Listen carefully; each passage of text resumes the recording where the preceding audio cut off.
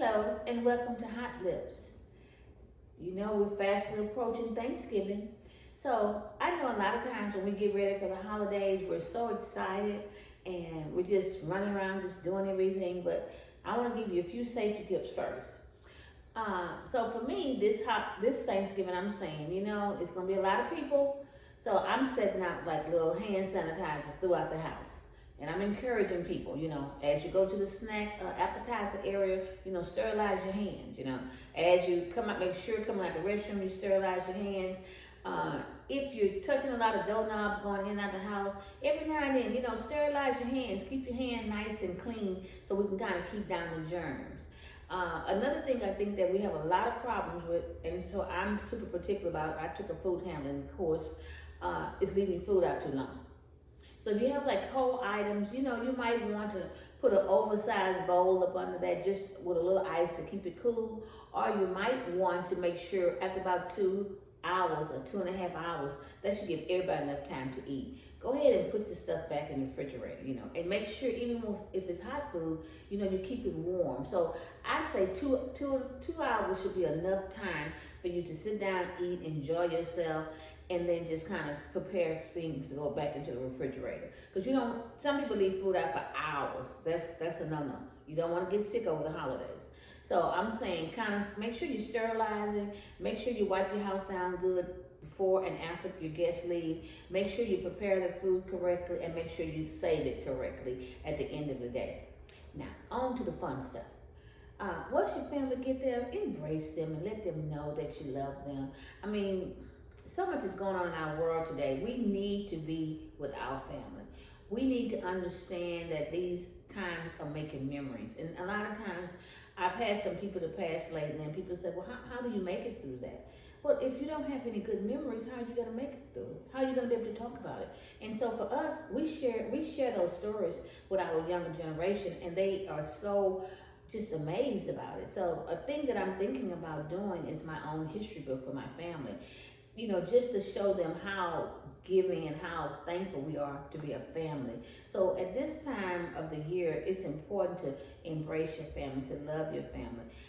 We really have to be able to understand the true meaning of being together and being family. And I think a lot of times people have lost that. And, I wish that we as a people can understand that,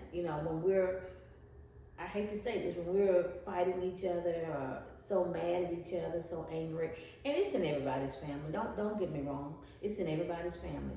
But at some time in life, guys, we have to remember what Thanksgiving is. It's about getting together, having a great time, enjoying each other, making fun memories, and enjoying the good food. I was talking to one of my friends this morning, and he was just praising my granddaughter. She's 19 years old.